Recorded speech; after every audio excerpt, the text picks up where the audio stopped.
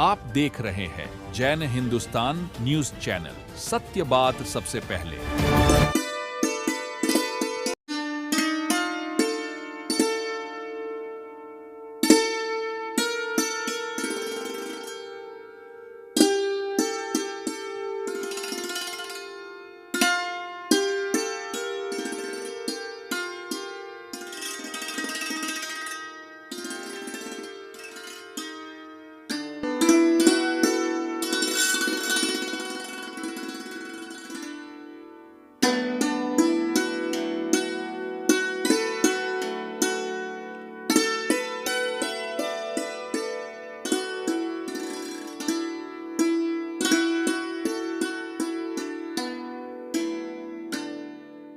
नमस्कार। आज रूबरू कार्यक्रम के तहत हमारे स्टूडियो श्रीमती राजकुमारी जी व्यास आए हैं। आप महिला सशक्तिकरण की जो भूमिका है बड़े अच्छे ढंग से कार्य कर रहे हैं। बीकानेर में आप द्वारा महिलाओं के सशक्तिकरण के रूप में कई कार्यक्रम करवाए जा रहे हैं। कई ऐसे ऑर्गेनाइजेशन है जिसमें आपने भाग लिया है। अभी बातचीत करेंगे उन सब के बारे में। राजकुमारी जी आप पधारे, आपका बहुत बहुत अभिवादन। थैंक यू राजेश जी, आपका बहुत बहुत आभार। आप द्वारा महिला सशक्तिकरण के रूप में कब से कार्य करना आपने शुरू किया? पहला कार्य क्या था आपका और यह प्रेरणा आपको किससे मिली? सबसे पहला कार्यक्रम तो देखो मेरा ये था, महिलाओं से नहीं शुरू होके मैंने छोटी छोटी बालिकाओं से शुरू किया था। वो था हमारा सन 2000 में। तब एक्चुअल में क्या हुआ था, हमारे घर एक हमारी नातिन हुई थी, तो डॉक्टर ने कहा कि ये बहुत बड़ी कलाकार बनेगी। तो उसी दिन से हमने सोचा कि हम क्यों ना एक इंस्टीट्यूट खोला जाए। तो मेरी बेटी थी सारिका, वो संगीत में म्यूजिक में जो है MA है और जोधपुर से गोल्ड मेडलिस्ट है। तो उसने कहा ठीक है मम्मा अपन ये खोलते हैं। ये विचारधारा उसी से प्रेरित हुई थी मैंने कहा बिल्कुल खोलेंगे। तो हमने फर्स्ट डे हमारे 40 एडमिशन हमारी संस्था में हुए। तो उसके तहत हमने बहुत बच्चे तैयार किए। उसमें हमने डांस, गायन, कुकिंग, सिलाई, painting, mehndi, candle making, art and craft, drawing और छोटे बच्चों का किड्स धमाका जैसे कोर्स हमने बच्चों में कराए। जो आपने पहली दफा जो इंस्टीट्यूट बनाया था वह कौन से स्थान पे बनाया, क्या नाम से शुरू? वो हमारा पहला इंस्टीट्यूट था जवाहर नगर में हमने सयोना संगीत शिक्षण संस्थान एवं अभिरुचि केंद्र, उसके तहत हमने छोटे बच्चों और महिलाओं को सबको तैयार किया। सबको बहुत सारी ट्रेनिंग दी। मतलब हमारे पास आप मानोगे नहीं, हजारों की तादाद में बच्चे आते थे सीखने के लिए। बीकानेर के जितने भी डॉक्टर्स हैं, कलेक्टर्स हैं, सबके बच्चे हमारे पास आते थे। और महिलाओं ने तो हमारे यहाँ से प्रशिक्षण प्राप्त करके अपने एक हुनर बना लिया। उन्होंने अपने सिलाई का और का काम करके उन्होंने अपना एक धंधा शुरू कर दिया कि वो अपने एक बिजनेस के रूप में उन्होंने अपने को मतलब रिप्लाई कर दिया। जब आपने संगीत से की तो अभिरुचि के अंतर्गत आपने क्या क्या ऐसे कौशल थे जो लोगों में अभिरुचि पैदा की? आपने क्या सिखाया उन्हें कि सिलाई, बुनाई और क्या क्या? हमने देखो सिलाई सिखाई। सिलाई में तो थी हमारी महिलाएं, तो महिलाओं ने क्या अपना रोजगार शुरू कर दिया। यहाँ से सिलाई का प्रशिक्षण लेके सबने अपने रोजगार, जैसे उन्होंने बुटीक खोल दिए, किसी ने, अभी भी मेरे जानकारी में तो काफी महिलाएं ऐसी है जिन्होंने अपने रोजगार शुरू कर दिए। और मेहंदी से जो लोग प्रेरित हुए तो उन्होंने मेहंदी करके अपना रोजगार शुरू कर दिया। और उसके अलावा सबसे ज्यादा हमारा था डांस वाला। तो डांस में हमारे इतने बच्चे मतलब वो हो गए थे कि कॉलेज तक वो लोग कंपटीशन में जाते थे तो फर्स्ट आते थे। लोगों को डर लगने लग जाता कि अच्छा सयोना के बच्चे आ जाते हैं क्या, तब तो वो नंबर आएंगे ही आएंगे। तो हमारा अगर एक बार हमारा एक कॉम्पिटिशन हुआ था, मतलब सोलो में भी हमारे वहाँ के बच्चे फर्स्ट आए। डुएट था तो उसमें भी हमारे बच्चे फर्स्ट आए। और ग्रुप डांस था तो उसमें भी हमारे बच्चे फर्स्ट आए। और उसके अलावा हमारी निर्देशिका के रूप में मेरी बेटी थी, उसको सम्मानित किया। तो सारे प्राइज हम लोग ही लेकर आए। उसके बाद में लोग हमसे डरने लगे कि कॉलेज में थे बच्चे जो ये अवार्ड लेके आए? ये दिल्ली कॉलेज से रेणु बिस्सा और सीमा थानवी और ज्योति आचार्य और निशा पंचारिया और माधवी पंचारिया, आशा सुथार, अभी तक मुझे ये नाम याद है। के अलावा, डांस के अलावा भी आप कुछ हॉबीज जो थी बच्चों में वो सिखाने की, तो वो आर्ट एंड क्राफ्ट और वो सिखा रही थी और अभी भी चल रहा है मेरे घर पे। सयोना संगीत शिक्षण संस्थान के तहत बच्चों को मतलब 40 साल तक मैंने स्कूल में कोऑर्डिनेटर एज ए प्रिंसिपल के रूप में मैंने वर्क किया है। और उसके बाद में जो है मैंने अभी घर में मैंने हाल ही में इधर घर बना लिया मुरलीधर में, तो मैंने छोड़ दिया है। तो घर पे ही सारा प्रशिक्षण दे रही हूँ, आर्ट एंड क्राफ्ट का, डांस का, और मतलब बच्चों को ट्यूशन कराना, ये सब चलता है। उसके अलावा मैं बहुत सारे ग्रुप है, आपने देखा ही होगा, आपने मुरलीधर कॉलोनी का भी ग्रुप है, उसमें भी आपने तो कार्यक्रम देखे ही है। जैसे राजेश जी आया सावन झुमके कराया था अपन ने, डांडिया आपके साथ मिलके 2 प्रोग्राम तो अपन ने मिलके ही कराए थे, तो 2 वो कराए। और उसके अलावा मैं पुष्करणा सखी कि मैं एडमिन हूँ, तो उसमें हमारे जो बीकानेर का ग्रुप है उसमें हमारे 500 सखियां हैं, और फेसबुक ग्रुप है जिसमें हमारे 11,000 औरतें हैं। और लगभग बातचीत का दौर यह चलता रहेगा। लेते हैं एक छोटा सा ब्रेक। अनमोल कलेक्शन बीकानेर शहर में मल्टी ब्रांड आउटलेट रेडीमेड का भव्य शोरूम, जहां पर मिलेंगे आपको 2 साल से लेकर सभी उम्र के किड्स और मेंस कैजुअल, फॉर्मल और party wear dresses, pant shirt, T shirt, kurta pajama, coat pant suit, sherwani, jacket set, western outfit के साथ साथ समर और विंटर कलेक्शन की भरपूर रेंज उपलब्ध है आपके लिए अनमोल कलेक्शन में, वो भी विशेष आकर्षक स्कीम और उपहारों के साथ। पता याद रखें, अनमोल कलेक्शन, खजांची मार्केट, बीकानेर।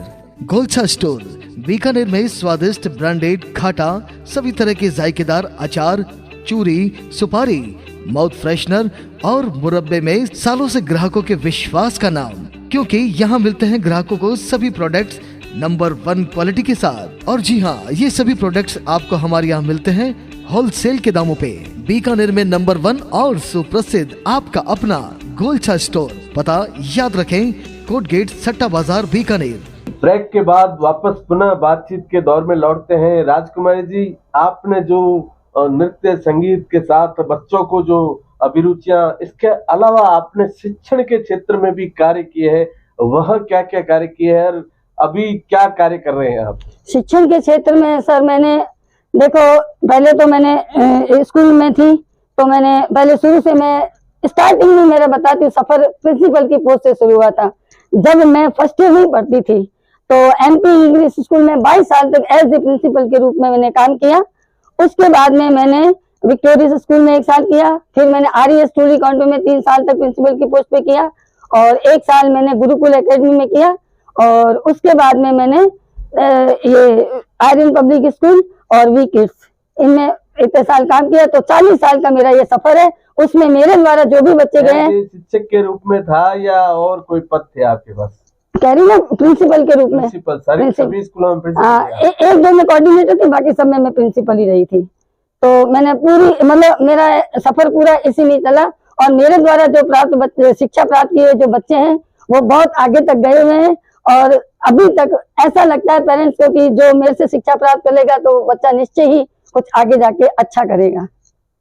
अभी आप अपने घर पे ही शिक्षण का कार्य देखते हैं, तो उसमें आप क्या क्या बच्चों को सिखाते हैं? अभिरुचि सिखाते हैं या शिक्षण का कार्य करते हैं? अभी जो मैं घर में ले रही हूँ राजेश जी, तो उसमें मैं शिक्षण के कार्य कला, हालांकि मेरा काम तो मैं लेती तो शिक्षण में हूँ, शिक्षण के साथ साथ मैं उनमें आर्ट एंड क्राफ्ट है और ड्राइंग है और डांसिंग है, हर तरीके की, जैसे जो भी फेस्टिवल आते हैं ना उसी के अकॉर्डिंग मैं बच्चों को वो एक्टिविटी कराती रहती हूँ, ताकि बच्चों को हर तरह का नॉलेज है। उसमें स्टोरी टेलिंग है, और ये स्लो सेटिंग है, और पर्सनालिटी डेवलपमेंट है, गुड हैबिट्स है, इस तरीके के काफी तरह की जो एक्टिविटीज है वो मैं बच्चों को कराती रहती हूँ। ये सारी जितनी भी आप प्रशिक्षण है, जो भी बच्चों में टैलेंट दे रहे हैं, इसके लिए क्या नॉमिनल फीस है या कोई बड़ा फीस का मार्जिन है आपका, क्या रहता है? नहीं सर, बहुत नॉमिनल फीस है। लोगों को भी लगता है कि राजकुमारी मैम की फीस एकदम औरों से कम है, और मुझे ऐसे लगता है कि जो पेरेंट्स फीस नहीं दे सकते तो मैं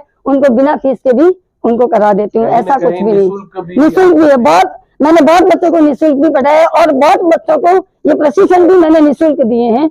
उसमें हमने कुकिंग क्लास में हमारे बहुत बच्चे, कुकिंग क्लास में तो हमारे कम से कम 1500 लड़कियां सीख चुकी है हम लोगों से कुकिंग क्लास, उसका प्रशिक्षण हम दे चुके हैं। और उसके बाद में लास्ट के अंदर हम लोग एक बहुत बड़ी पार्टी का आयोजन करते थे, जिसमें हमारे जो शहर के जो भी नामचीन व्यक्ति थे उनको हम बुलाते थे एज ए गेस्ट के रूप में, और एक प्रोग्राम करते थे जिसमें हमने क्या क्या सिखाया, लास्ट डे हम सारी वो चीजें बनाते थे। उसमें सबसे ज्यादा प्रेरणा स्रोत जो रही है मेरी बेटी सारिका व्यास है। सारिका जी आपके साथ थे, वो अभी बीकानेर नहीं है, उनका कहाँ निवासी? अभी वो जयपुर में है। जयपुर में? हाँ, वहाँ भी वो यही कार्य करते होंगे?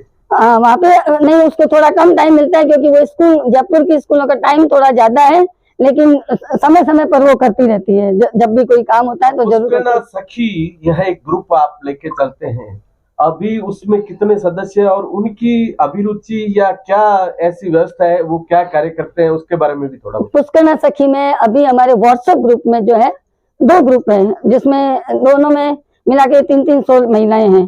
तो उसमें हम लोग क्या करते हैं कि पहले तो हम लोग क्या डेली का टास्क डालते थे, जब कोरोना काल था तो डेली का टास्क डालते। हमारी जो सखियां है ना उसी दौरान तैयार हुई थी जब कोरोना काल हुआ था।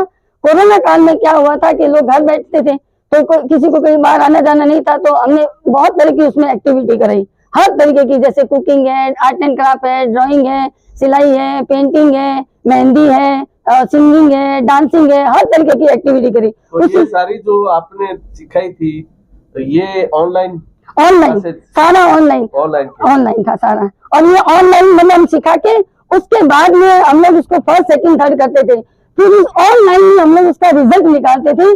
और रिजल्ट निकालते थे जैसे कोई पिक्चर होता है ना 6 से 9, तो हम लोग क्या होता था 9 से 12 हम लोग ये प्रोग्राम तैयार कराते थे। तो ऑनलाइन हमारे ग्रुप में बॉम्बे से, अजमेर से और जयपुर से, जोधपुर से, एवं बेंगलोर से और अमेरिका से, इंग्लैंड से, हर जगह से लोग जुड़े हुए हैं। तो सब लोग ये एक्टिविटी देखते थे, तो उन लोगों को बहुत अच्छा लगता था कि हमें तो आपने ऐसा दिखा दिया कि जैसे हम लोग फिल्म देख रहे हैं और घर बैठे हम लोग प्रोग्राम देख रहे हैं।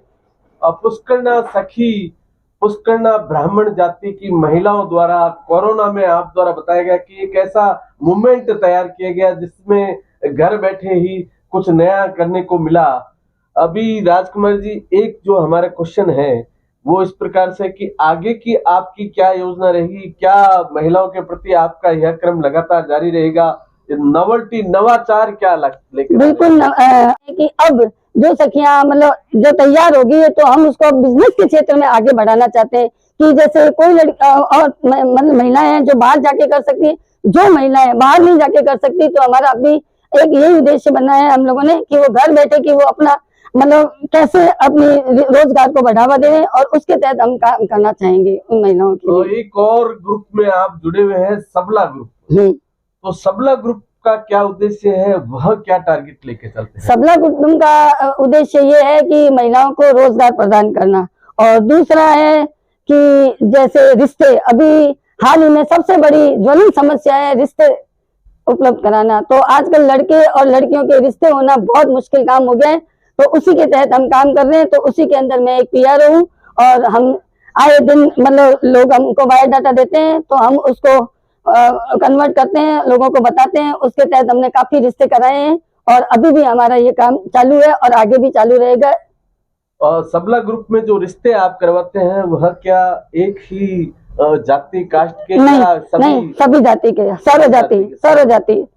सर्वजाति में रिश्ते, बिल्कुल सर्वजाति के। और राजकुमारी जी व्यास आज हमारे यहाँ आए, इन्होंने बताया कि महिला उत्थान के साथ साथ जो एक समाज में जो रिश्तेदारी में विषम परिस्थितियां पैदा हो रही है उनमें सामंजस्य बैठाने का काम भी सबला ग्रुप के माध्यम से आपने शुरुआत की है।